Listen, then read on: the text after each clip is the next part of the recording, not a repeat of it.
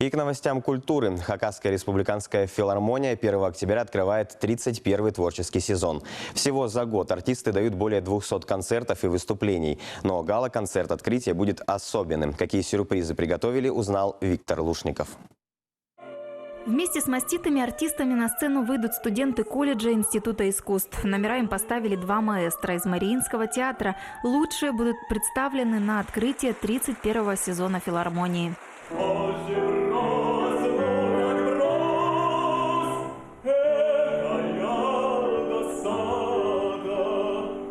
Вторая особенность гала-концерта: если в первом отделении будут по традиции звучать лучшие номера национальной музыки, во втором симфонический оркестр будет играть исключительно классику.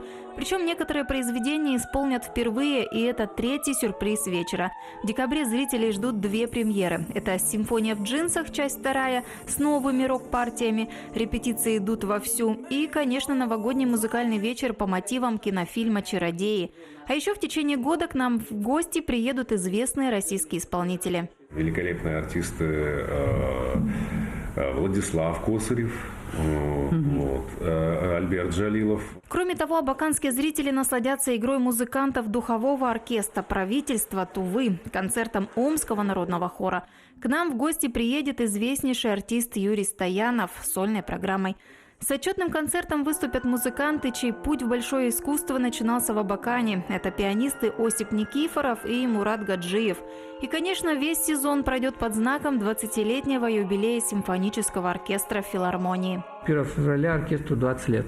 Это совершеннолетие, да? Это уже какой-то серьезный юбилей такой. Я считаю, для республики это большая веха, потому что 20 лет мы не зря проработали. Я считаю, у нас уже сформировался свой зритель, те люди, которые более-менее регулярно посещают наши концерты. Сезон будет ярким. Артисты филармонии приготовили для слушателей много хорошей музыки и рассчитывают, что зрительный зал во время концертов не будет пустовать. Ольга Стельмах, Виктор Лушников, Анна Грек, Дмитрий Симонов.